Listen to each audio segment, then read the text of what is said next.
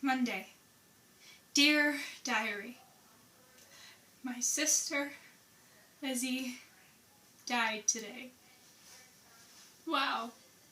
What a weird thing to say, you know? Because it's true. I mean, it sounds like the beginning of a poem that your teacher would read in English class or something. My sister Lizzie died today. Da-dum, da-dum, da-dum. Yeah, I mean, it's not like we didn't expect it. She's been missing for like months. And even before that, she was always in and out, running away. So Mom and I were always like, Lizzie's gone. Not that we said it to each other on a daily basis, or even said it at all. It was always just there, hanging in the air. Lizzie's gone. ... As stated by the New York Times, over 30% of teenage girls in the U.S. admit they intentionally hurt themselves without the intention of suicide. In a quote by an anonymous author, "There is no greater pain than watching someone you love their drugs more than you." This was the case for Hannah as she slowly watched her sister Lizzie take away her life. Losing her mother in the process, she seemed to choose Lizzie over her all the time, causing Hannah to pick up the only thing that made sense to her: a blade. All Hannah wanted was to be remembered as her mother's girl, from the section titled "Things You Can't Tell Just by Looking at Her" by Megan Mostyn Brown. Lizzie's gone, period. It's funny, you know? I didn't cry at all today. And I felt really bad because, well, you're supposed to cry when people die. But all I could think about all day is that if I were going to jump off a bridge like her, I wouldn't do it in the middle of July. I would do it in March or the beginning of November, on one of those days where you wake up with a chill because it never really stops drizzling, and the bridge would be just a little bit slippery, and the water really cold, and people would have to wonder, did she do it on purpose? Or was the handrail too slick? But not today. Today was one of those days where it's like 98 degrees before noon, not a cloud in the sky, and all anyone can do is try to keep from sticking to the furniture. Mom hasn't said anything all day. I take that back. She hasn't said anything to me. She said thank you to the police officer who came by the house, and she mumbled Lizzie's name to the receptionist at the morgue. I didn't go in. I sat in a plastic chair in the hallway and counted the number of tiles from my feet to the front desk. There are 72. There's gonna be a funeral. And who are we gonna invite? Because Mom and I didn't know Lizzie's friends. Mom pressed her for it, and they would fight, you know, breaking things, yelling, screaming, etc. Pretty soon Lizzie just stopped coming home at all.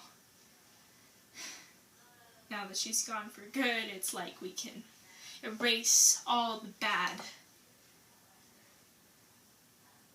Wow. It sounds like I'm glad she's dead. Anyways, I guess it's just gonna be me and Mom at the funeral.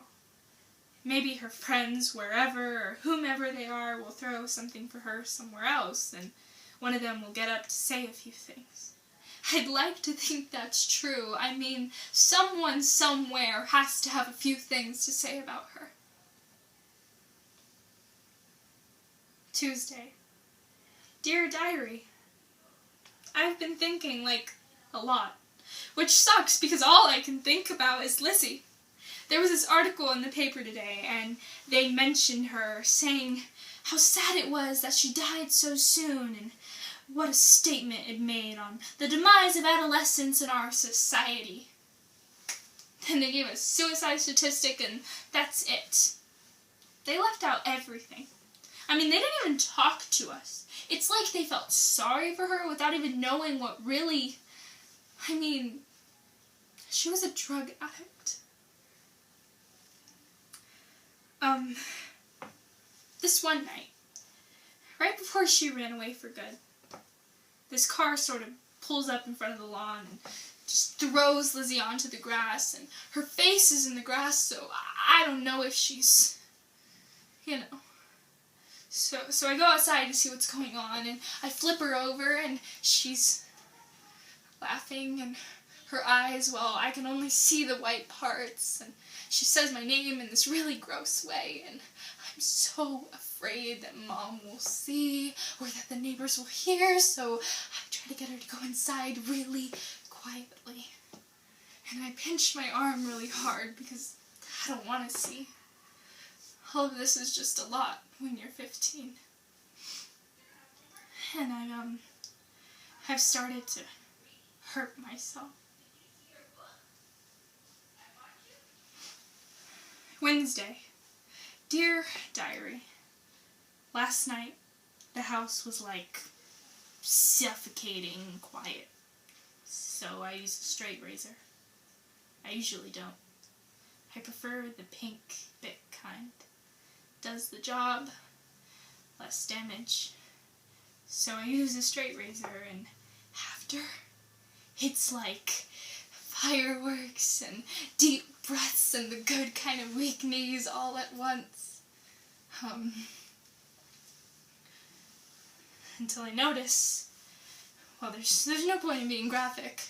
Suffice to say, there's a lot of blood, and I don't know how to stop it, and I start to feel sort of faint, and I don't want to call Mom, so I walk to the emergency room, which is good, because they stitched me up. 10 stitches with the kind of thread that dissolves after the wound is all healed.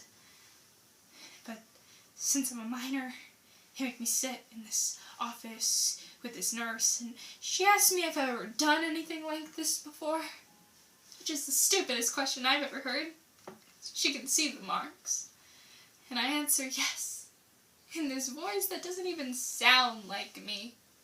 She asks for how long, and I say 2 years. And I stare at my toes because I just want to make myself small enough to where this all goes away. And I ask her, can I please go home? I'm a good person, I get straight A's, I promise I won't do it again, just please let me go home.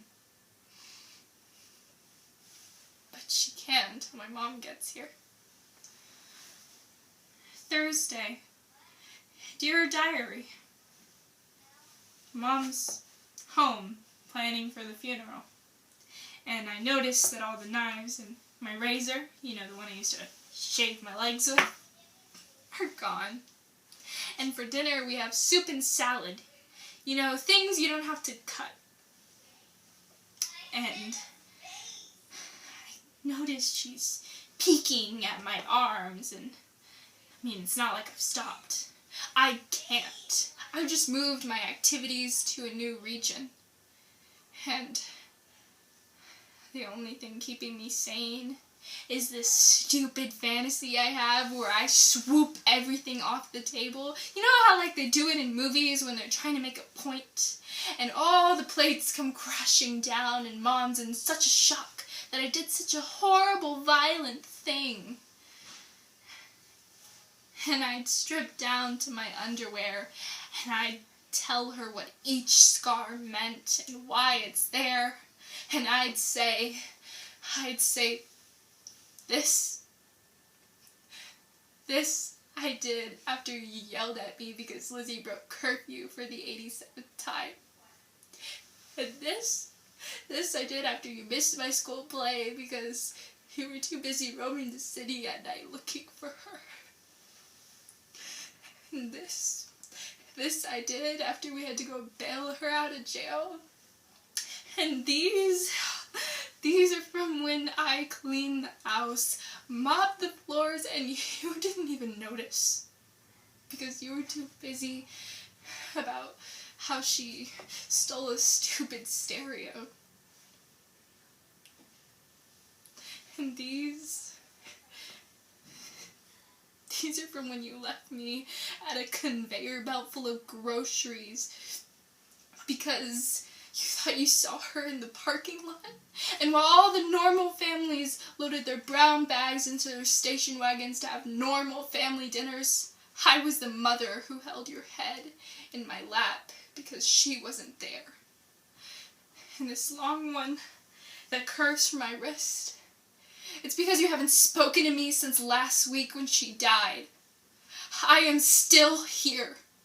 I still exist.